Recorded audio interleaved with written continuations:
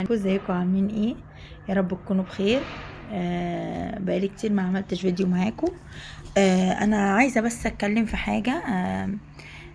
انا لسه جايه من تحت دلوقتي، كنت بجيب بنتي من الدرس، وبعدين شفت حاجه غريبه جدا. يعني شفت حاجه ما اعرفش. واحنا قدام قوي كده، ولا المفروض الناس اتغيرت بالشكل دوت، وولادنا اتغيروا بالشكل دوت. انا ما عنديش بنت كبيره، آه بس يعني معرفش الناس بقت بتتصرف ازاي مع بناتها، او البنات بقت درجة الحياء عندهم او درجة عزة النفس عندهم بقت واصلة لحد فين. بس احنا على ايامنا يعني ما كانش في الكلام ده.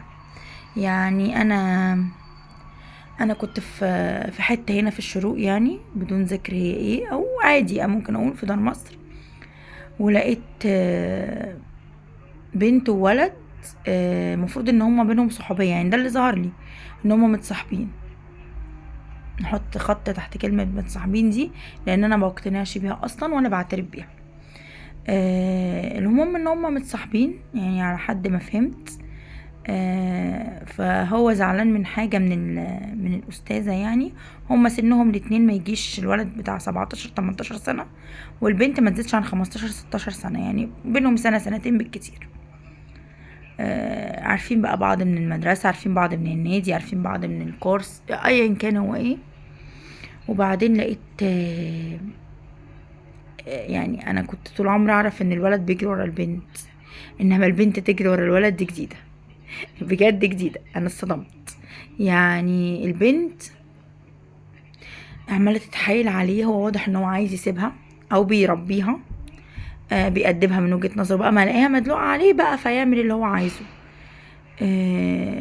فعمال يقول لها امشي غوري، ملكيش دعوة بيا تاني، عارفة لو اتصلت بيا انا هبهدلك، انا هتصل باهلك واقول لهم، انا هفضحك.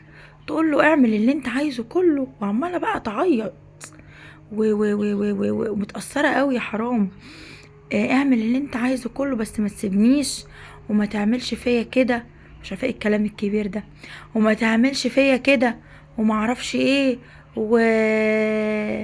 والنبي خلاص واخر مره، ومش هكلم قالت اسم بنتي، يعني مش هكلمها تاني، وما اعرفش ايه.